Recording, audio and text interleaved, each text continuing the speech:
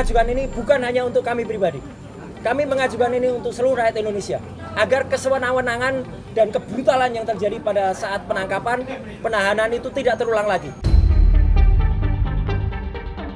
Kalau bicara soal penangkapan, ini kan seolah-olah yang disampaikan seperti kritik PKI gitu ya. Saya pikir ini agak sedikit bombastis ya, karena apa benar dipopor pakai senjata gitu, apa benar diseret. Yang diajukan itu 3 hal saja, kurang lebih babonnya, yaitu penggeledahan, kemudian penangkapan, dan penahanan.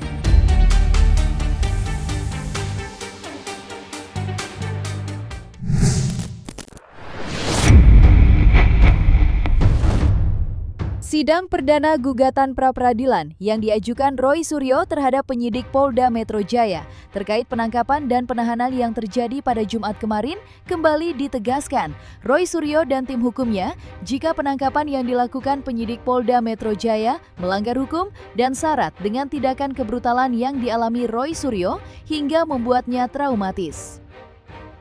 Dalam permohonannya, Roy Suryo dan tim hukumnya yang dipimpin oleh Refli Harun, Roy Suryo mengajukan sejumlah tuntutan, mulai dari pembatalan penangkapan dan penahanan hingga meminta bebas dari wajib lapor. Dan yang menarik, sidang pra-peradilan kali ini direncanakan akan digelar secara maraton dalam waktu 7 hari sebelum hakim tunggal memutuskan perkara. Namun yang turut mengundang perhatian, sidang perdana Roy Suryo mendapat tanggapan telak dari kuasa hukum Jokowi, Rifai Kusumanegara, yang menyebut upaya yang dilakukan Roy Suryo sangat berlebihan. Kenapa saya mengajukan ini? Kami mengajukan ini bukan hanya untuk kami pribadi. Kami mengajukan ini untuk seluruh rakyat Indonesia agar kesewenang-wenangan dan kebrutalan yang terjadi pada saat penangkapan, penahanan itu tidak terulang lagi. Kalaupun ada, ini yang terakhir yang saya alami. Ya, seorang yang hanya kemudian dituduh melakukan pencemaran nama baik dan juga kemudian fitnah, dan itu pun belum terbukti, ya sudah dilakukan upaya penangkapan yang brutal, penangkapan yang luar biasa jahat, ya penangkapan yang tidak sesuai dengan undang-undang yang ada. Kalau bicara soal penangkapan, ini kan seolah-olah yang disampaikan seperti kritik PKI gitu ya. Saya pikir ini agak sedikit bombastis ya, karena apa benar dipopor pakai senjata gitu, apa benar diseret, apa benar ada kekerasan. Saya kok tanpa dengan tetap menghormati ya upaya yang dilakukan oleh rekan-rekan pengacara, tapi menurut saya hari gini kan nggak mungkin terjadi peristiwa seperti itu, apalagi terhadap Pak Roy sebagai mantan menteri gitu ya. Tapi monggo saja kalau nanti memang terjadi itu dan ingin dibuktikan. Dengarkan tadi, yang diajukan itu 3 hal saja, kurang lebih babonnya, yaitu penggeledahan, kemudian penangkapan, dan penahanan. Kami berargumentasi tadi, 3 hal tersebut melanggar undang-undang, terutama Undang-Undang Nomor 20 Tahun 2025 tentang Kitab Undang-Undang Hukum Acara Pidana. Penggeledahan kami mengengarai tidak ada penetapan dari pengadilan negeri setempat tadi ya. Kemudian penangkapan kami mengengarai bahwa alasan penangkapan dikaitkan dengan P21 atas sudah selesainya penyidikan itu tidak benar dan tidak sesuai menurut hukum. Sekalipun saya berpandangan pra-peradilan ini agak berlebihan. Kenapa berlebihan? Ada 3 alasan. Pertama, upaya paksa itu kan sudah tidak lagi berjalan seiring dengan dilimpahkannya perkara. Biasanya kami para advokat ini melakukan upaya hukum itu manakala tujuannya adalah untuk menghentikan upaya paksa yang sedang berjalan. Misalnya ditahan dalam waktu 20 hari. Kita lakukan pra agar penahanan itu dinyatakan tidak sah dan klien dikeluarkan. Apakah Mas Roy berupaya menghilangkan barang bukti? Barang bukti apa? Karena sudah selesai penyidikannya.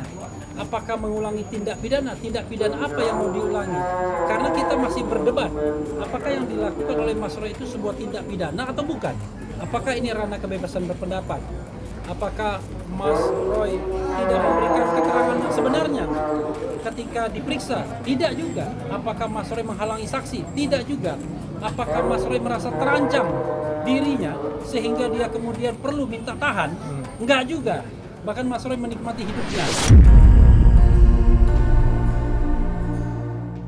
Sidang pra-peradilan Roy Suryo juga diiringi isu cukup panas, yakni mengenai adanya orang kuat di belakang mereka. Tidak main-main, muncul dugaan adanya orang kuat dari istana yang ikut mendukung Roy Suryo. Munculnya isu itu membuat kubu Jokowi sempat ragu dengan independensi hakim. Menanggapi isu liar tersebut, tim hukum Roy Suryo melalui Abdul Ghafur Sangaji membantah keras keterlibatan istana dalam kasus yang menjerat Roy Suryo saat ini. Dengan dibukanya sidang yang dapat diikuti siapa saja, menjadi bukti jika isu mengenai adanya orang kuat dari istana hanyalah bualan belaka yang bagi kubu Roy Suryo sengaja diembuskan dari pihak Jokowi untuk memperkeruh suasana agar makin tidak terkendali. Lantas, apa tanggapan kuasa hukum Roy Suryo mengenai isu tersebut? Jadi perlu kami update sedikit bahwa permohonan pra-peradilan telah disampaikan secara terbuka dan sah di hadapan hakim tunggal, di hadapan termohon Polda Metro Jaya dan turut termohon adalah pihak dari kejaksaan. Dan kejaksaannya adalah Kejaksaan Tinggi DKI Jakarta dan Kejaksaan Negeri Jakarta Selatan. Kami dengan membacakan permohonan pra-peradilan tadi, maka terjawablah sudah bahwa ada desas-desus kami menarik Bapak Presiden Prabowo, pemerintah Republik Indonesia, ternyata itu tidak tepat, ya, itu tidak sesuai dengan yang sebenarnya terjadi dalam persidangan pra-peradilan. Konon kabarnya yang berbicara itu adalah salah satu pengacara dari Roy dan Dr. Tifa sendiri, ya. Jadi pengacaranya itu ditanya oleh salah satu pegiat media sosial dan mengatakan bahwa penangguhannya di ACC oleh Jaksa Agung, ya, oleh Jaksa Agung.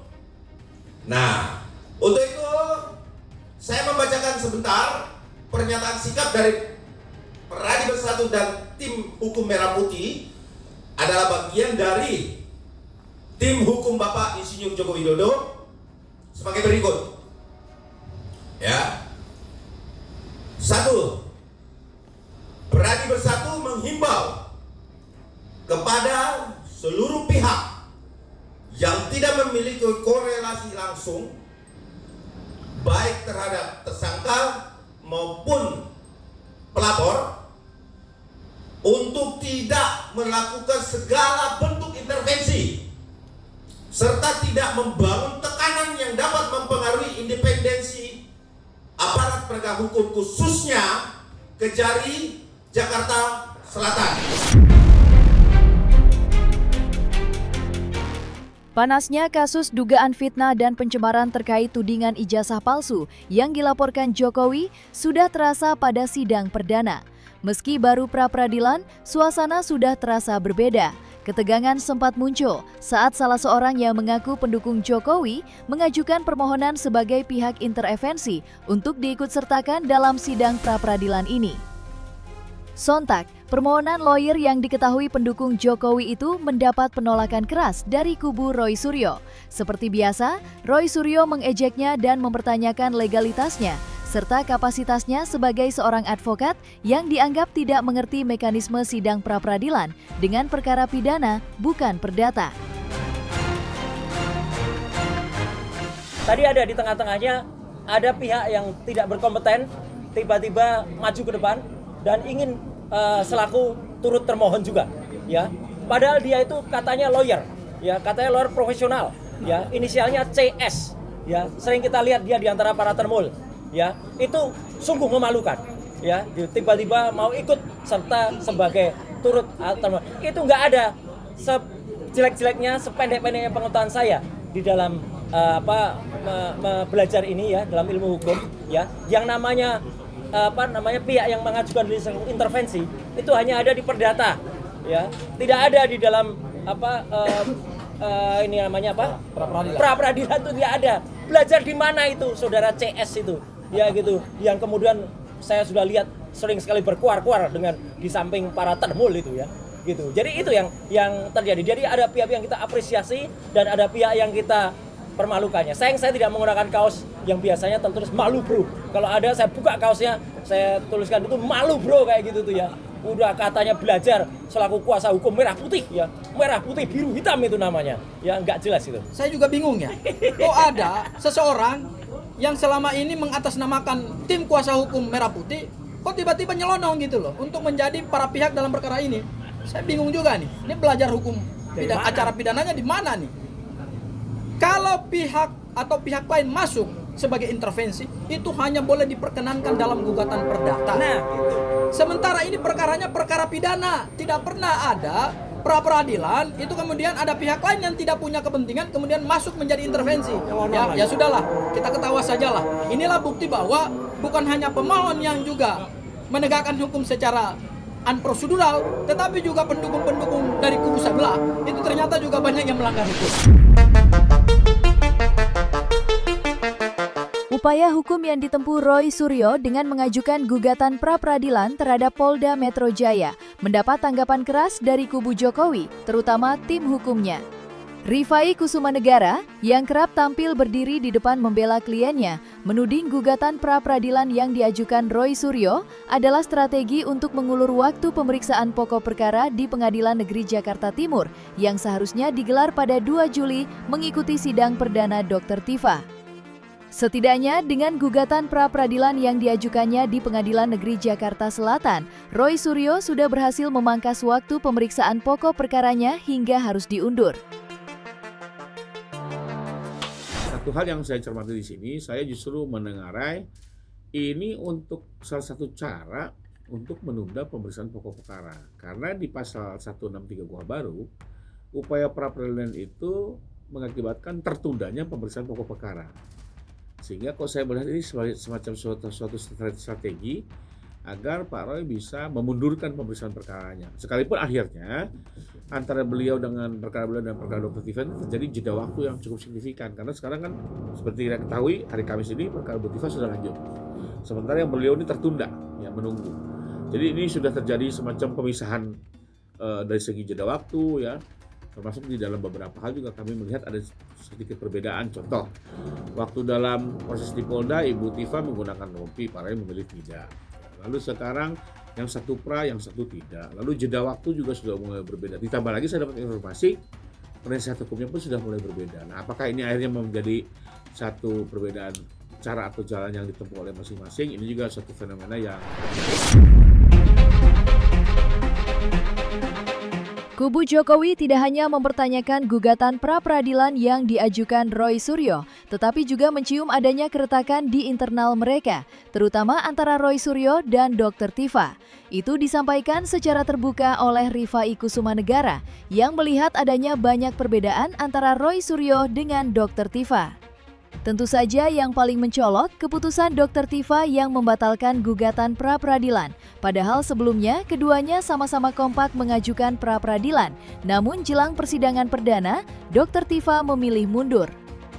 Lantas, benarkah kubu Roy Suryo dan Dr. Tifa tidak lagi seirama dalam memandang kasus yang menjeratnya saat ini? Mungkinkah kedua belah pihak mulai pecah kongsi? kalau saya sih tidak masuk dalam area pecah kongsi atau tidak ya, karena ini bukan kongsi dagang gitu ya. Cuma saya melihat faktanya adalah sudah terjadi perbedaan persepsi dan perbedaan jalan.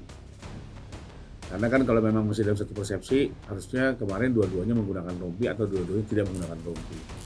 Kemudian di sini kan juga sudah memiliki persepsi yang berbeda-beda. Lalu juga dua-duanya pra atau dua-duanya tidak pra. Ini juga kan bentuk sinergitas ya dalam penanganan perkara yang memang telah dilakukan splitting. Nah ini kan ternyata semua berbeda gitu ya, termasuk juga yang saya kalau tidak salah di TV lain kemarin saya ketemu dengan Bang Al-Katiri, dia menjelaskan juga bahwa memang penasihat hukumnya sudah berbeda. Nah ini semua kan merupakan dinamika dan kami menghargai saja ya, artinya ya memang bagaimanapun mereka harus mempertanggungjawabkan termasuk membela dirinya masing-masing gitu ya. Dan apakah ini memang akhirnya terjadi perbedaan jalan, saya sudah melihat seperti itu, terjadi perbedaan cara yang ditempuh, yang satu pra, yang satu tidak pra, yang satu akan divonis lebih dulu, yang satu akan di belakang. Nah ini sebuah konsekuensi dan saya sih tidak masuk dalam apakah mereka masih dalam kongsi atau tidak ya, karena menurut saya semua punya hak membela dirinya masing-masing dengan caranya masing-masing yang diyakini menurut masing-masing.